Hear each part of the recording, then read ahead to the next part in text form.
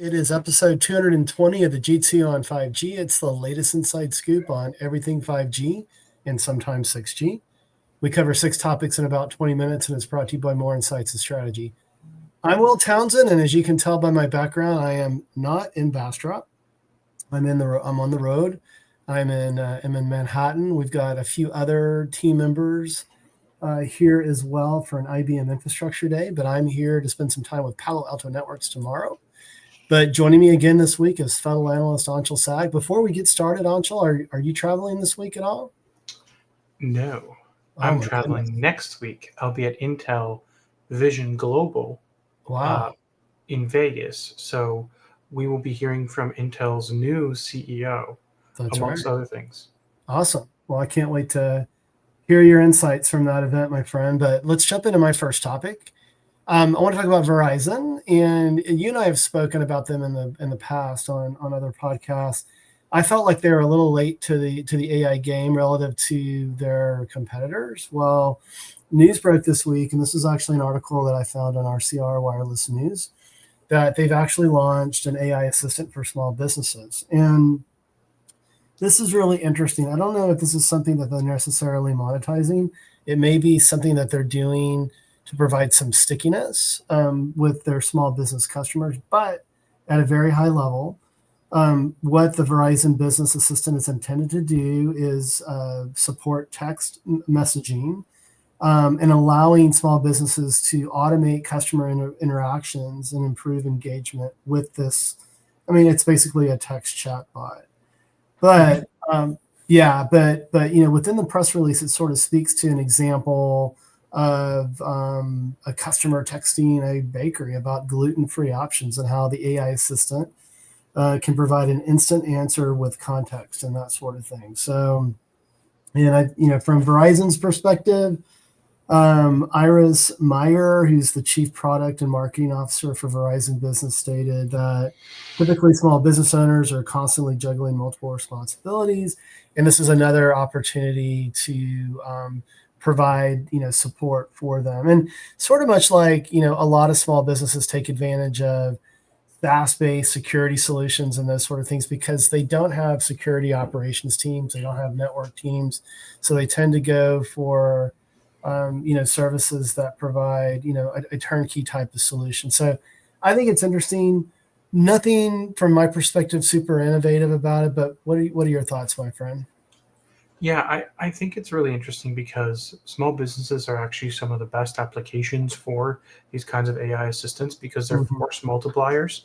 Yeah. And I see that there are definitely applications where, if I want to call or text the business off hours, right, there should be like an AI assistant that can manage that, Mhm. and then provide a summary to the business owner when they wake up in the morning of Yeah. what calls and texts they missed, if there were any important ones, and even maybe if it's really complicated or really sophisticated, what business leads or what business it generated, right? So Yeah.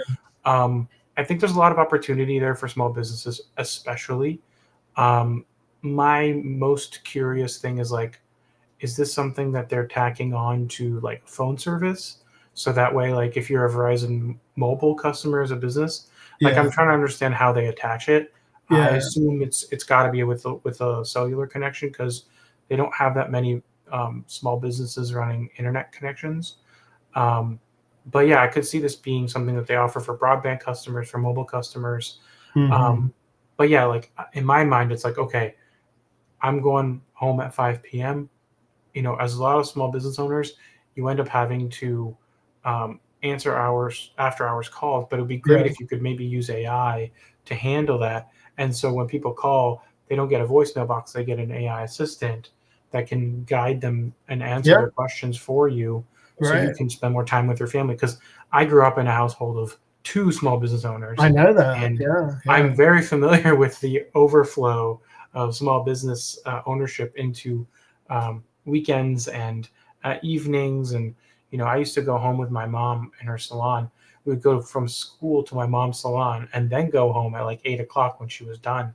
So Yeah. like um or sometimes when she would go to get off at 5. But it's like, small business owners only have 24 hours in a day.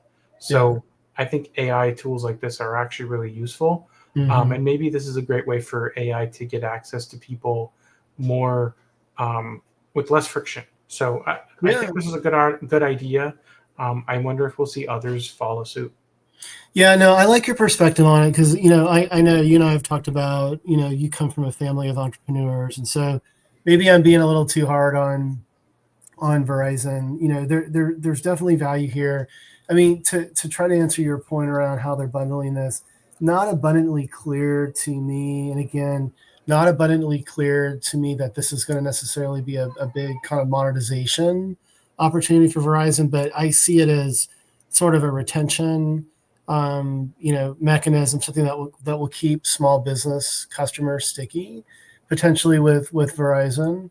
And and yeah, and what's also interesting when you look at a lot of what the mobile network operators are doing with the AI, initially it's been around customer support, right? So a very, very similar use case, just coming from the MNO. We've talked about T-Mobile and its Intent CX platform, which intends to take modern AI, generative, and eventually agentic, and really transform their customer support operational staff. So yeah, it'll be super interesting to see. And to your point, will others like AT&T and Vodafone and you name it, will they come out with similar offerings as well? But with that, let's go to your first topic. You want to talk about Sateliot, in a recent funding. I guess it's a grant from the Spanish government, and actually, I don't know if I mentioned this on our Mobile World Congress wrap up, but I got to meet with the CEO, and I got to see the size of the actual LEO satellites that they're putting in space. And dude, they're super tiny. They're like a little bit bigger than a shoebox. But anyway, what's this news about the Spanish government and the 15 million? Yeah, so I like to call these briefcase satellites. Okay. Um, and they remind me of the satellites Sony sent up for space photography. Hmm. But this was a $15 million round of funding from the Spanish Society for Technological Transformation, also known as SET. Okay. And this follows a $30 million loan they got from the European Union's investment arm, um, and it's basically just more funding to allow them to continue towards their goal of operating 250 satellites. Yeah. And as we know, this is a primarily IoT, very small data application. Right. And I think when you consider kind of what's going on in the market right now, satellite tends to be the best way to get to monetization quickly. Hmm. And if you consider that Sateliot has been around for a while, like they already have contracts representing 270 million euros in annual recurring revenue across 400 customers in 50 countries. Hmm. So Yeah. um, they're operational. Let's say it Yeah. that way. Yeah. And I actually was invited to one of their events. I think it was last year, or the year before, and unfortunately, I had to turn them down. But I definitely would love to meet with them. I'm glad you were able to. Yeah. Is there anything that you learned at MWC that might shed light on this investment, Ram? Yeah, well, I did, and what's really interesting, number one, again, I was amazed at the size of the satellites, right? So, AST Space Mobile and the Bluebirds, they keep growing bigger and bigger and bigger, right? And so it's about the antenna arrays with what Abel and his team are doing in Midland. And then you look at Starlink, and they're not shoe boxes, but they're not huge, as well. So what I found interesting when I talked to the CEO, they're only going to need like less than a dozen of these very small satellites to completely support their global connectivity of their narrowband IoT offering. I think that's amazing. And I haven't researched the intellectual property that resides underneath what he and his team have done in Barcelona there. But I think that's pretty mind blowing, right? I mean, Abel with AST Space Mobile, I think they're going to need 45 or 50 of those larger Hmm. satellites and what they intend to do. let's be honest, is broadband connectivity. And I talked about this in my Forbes article. What Starlink is doing with these smaller satellites, but it's going to require thousands of those satellites, Yes, is really it's text messaging. It'll be interesting to see how they can extend the broadband, up and down. But it's primarily text, emergency text messaging. And then you've got this, with Sateliot, you've got, sort of like, a full complement with narrowband IoT. So it's really interesting to see each of these companies, these three companies we're talking about right now, and what they're doing what they're doing with the physical size of the satellites, and what they're totally different approaches. totally different approaches, totally different monetization approaches as well. And it's super fascinating. But I think there's room for all of these folks to play and carve out a niche for themselves. So that's my take on it, my sense of it. So Yeah, I was also going to add that from what I saw, it seemed like this $15 million or 13.8 million euros was mostly being used to help them accelerate to 100 satellites. okay, But also, they still have a ways to go. So yeah. I think they're also looking for other funding opportunities to continue that growth. Yeah, yeah, and the number that I'm quoting there, less than a dozen. I mean, that might be based on one particular narrowband use case, globally. But that was sort of my understanding, is that they didn't need hundreds of birds, to accomplish what they're doing. But anyway, really fascinating stuff. But hey, let me go to my second topic. And I know you were at GTC. You were on the ground. You were live tweeting. You were with Patrick Moorhead, our fearless leader. You were with Matt Kimball. I was, literally probably across the street or across the highway with Synopsys in Santa Clara at their executive forum. It was a great event. I got to do some panel moderation there.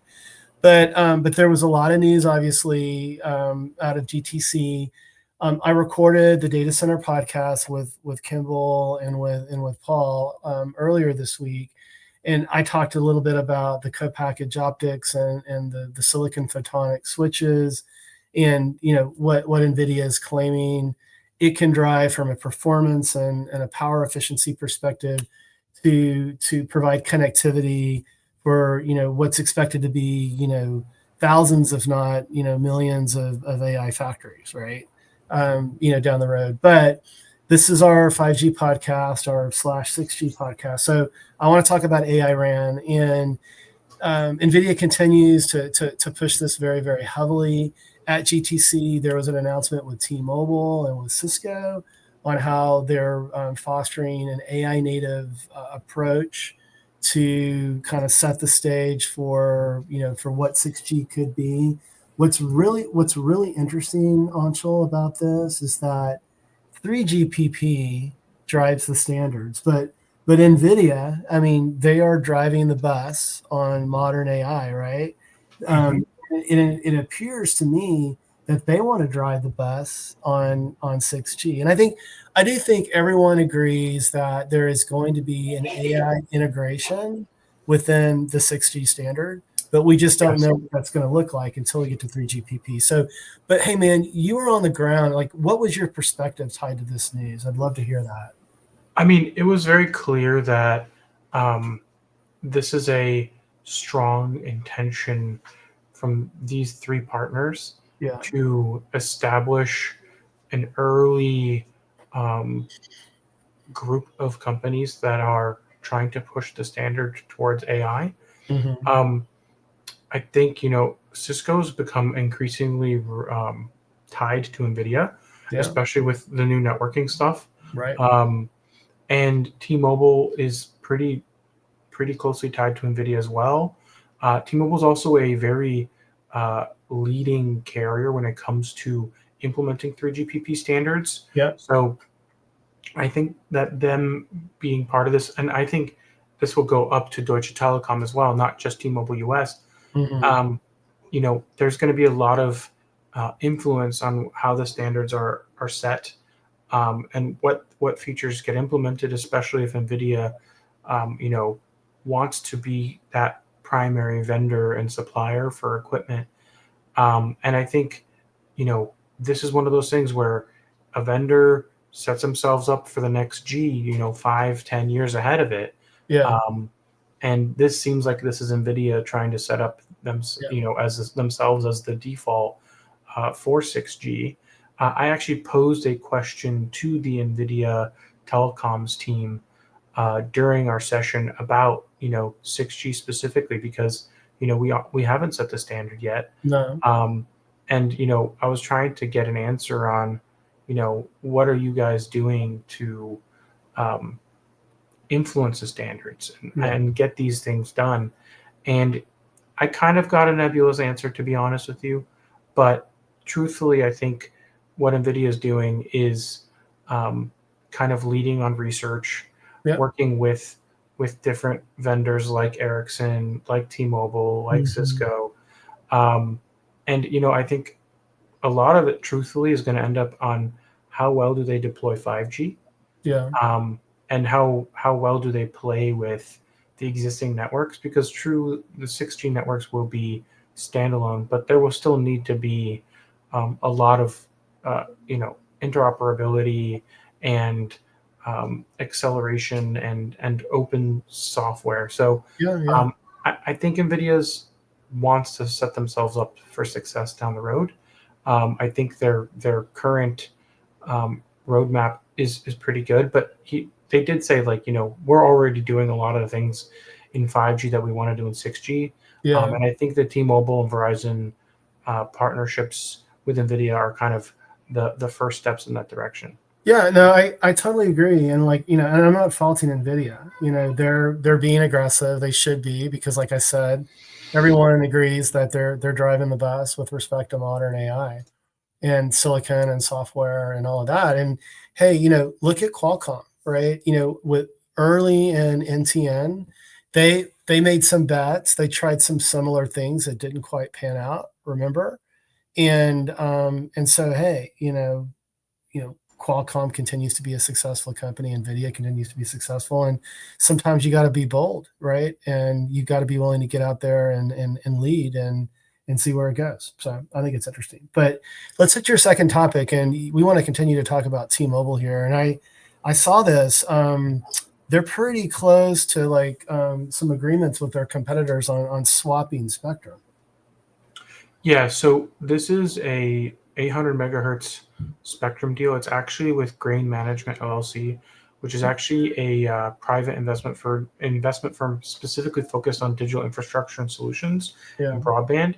So basically, what's happening is they are going to sell their 800 megahertz spectrum to this firm, um, with a combination of cache and 600 megahertz spectrum. So Grain has 600 megahertz spectrum. Mhm. T-Mobile has cache. Well, T-Mobile is giving them this 800 megahertz spectrum and Yeah. getting cache and 600 megahertz spectrum that they were already leasing. So Okay. basically, it's like a swap It's a of swap. sorts. Yeah.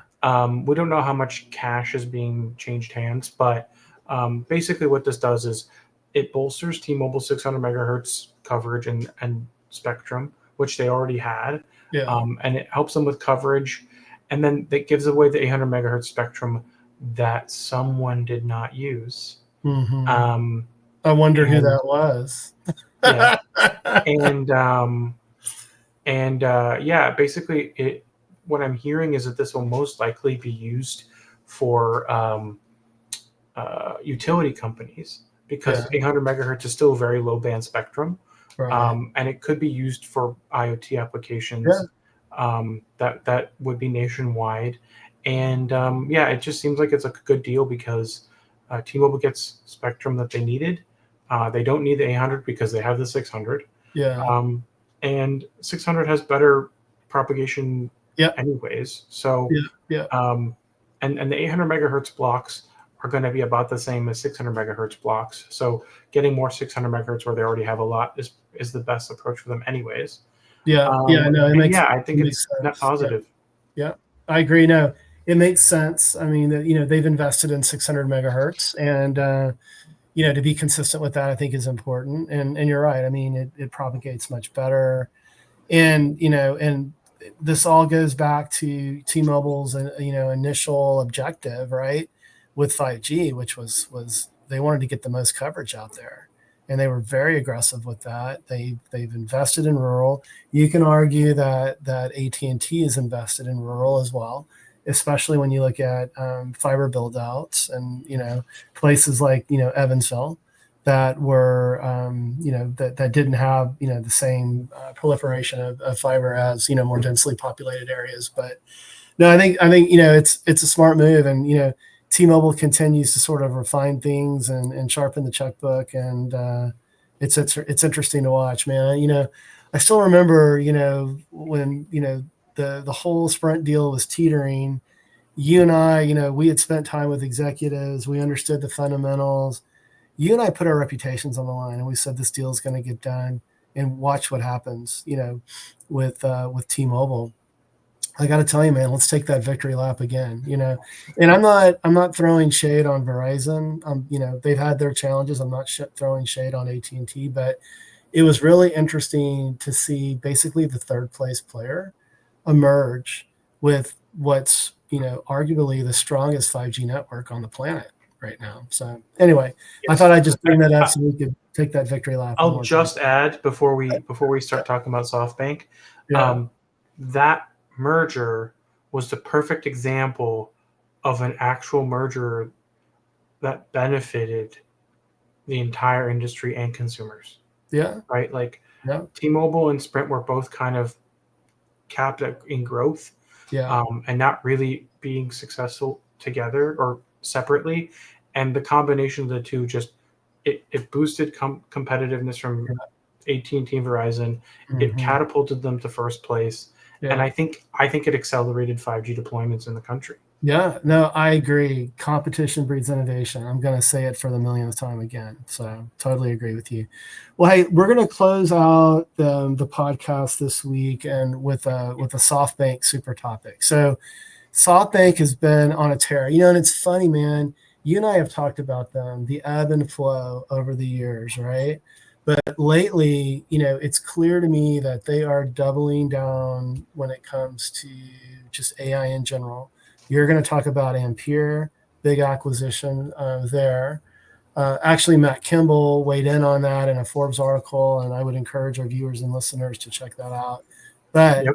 before you get to Ampere, I want to talk about their announcement of a telco large language model that they're positioning as foundational for telecom generative AI applications. So, what they're calling their LLM is the large telecom model. I like that, the LTM, and it's built on SoftBank's own network and operational data. So remember, SoftBank, it does operate a mobile network in Japan, but they also have this vision fund. They also invest in a lot of technology, and they acquire companies and that sort of thing. But so they've designed their LTM, their large telecom model, based on their own network and operational data. They've been, supposedly fine tuning this. And in particular, they cite a recent example how it was configured for base station optimization, and they found that it reduced task times from days to minutes. And this is huge, And when you talk about, what Nvidia wants to do with AI and the RAN, a lot of that comes down to base station optimization, right? So this is sort of a precursor to potentially what Nvidia wants to drive forward with what it's doing with silicon and curating large language models and small language models and that sort of thing. So I think it's interesting, and I think the timing with it as well. The fact that SoftBank is a founding member of the Global Telco AI Alliance, but also the timing around its announced intent to acquire Ampere. And I'm going to let you take it from there because there is a correlation between these two. Yeah, so Ampere is an interesting company because they're one of the few ARM server vendors that are out Mhm. there, arguably one of the most high performance ARM server vendors out there. And it's interesting because SoftBank through ARM already owned 8% of Ampere. Mhm. So this was like them buying themselves out, Yeah. or just increasing their share of the company. But yeah, Ampere has succeeded where others have failed in terms of ARM server uh, availability and products. I wouldn't say that they've necessarily been gangbusters, but they were founded by a former Intel exec Yeah. who Renee James, who was pretty familiar with the space. Hmm. Um, and I think that this was very much SoftBank leaning into their AI ambitions, Yeah. also their telecom infrastructure plans, and also making sure that ARM servers continue to grow in relevance, whether that's in telecom or in the data center or Yeah. for AI. Yeah. And while this wasn't necessarily the full $8 billion valuation that this company had 2 or 3 years ago, it Hmm. is still 6.5 billion. Yeah. It's still quite a bit of money, um, and I think that this will also enable SoftBank to make ARM chips without having ARM be the company who makes them. Right. Yeah. And then what this obviously sets up is SoftBank wants to make a run at modern AI. And now, Mhm. they've got large language models that are foundational. They've got purpose-built silicon. They're putting all the pieces together. I mean, at the end of the day, there's really, I would say that AMD is sort of a close second to really competing with Nvidia, but Nvidia clearly it has they're out, in front of all of these competitors quite a bit. But I see this as an opportunity for SoftBank to I mean they're Throw doubling their their hat in the ring. on AI. So yeah. All right, my friend. Well, it's been another great podcast. Why don't you take us home? Absolutely. We hope our viewers and listeners found this week's topics interesting. If anyone out there would like to provide insights on a specific 5G topic for future podcasts, please reach out to us on social media. Will is at Willtown Tech, and I'm at Anshel Sag. We hope you have a great week, and don't forget to rate and subscribe.